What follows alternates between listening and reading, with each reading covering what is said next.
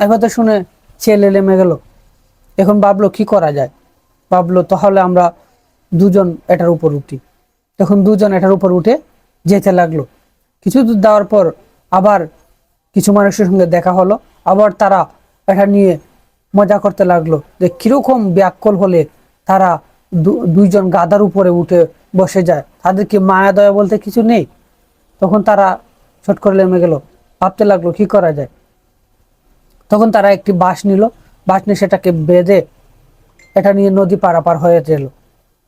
হতে গিয়ে যখন তারা নদীতে গেল, তখন এটা কি হলো যে একটি মশার কামড়ে একজনের কাছ থেকে এক সাইড পড়ে গেল, পড়ে গিয়ে সেটা নদীতে পড়ে ভেসে চলে গেল।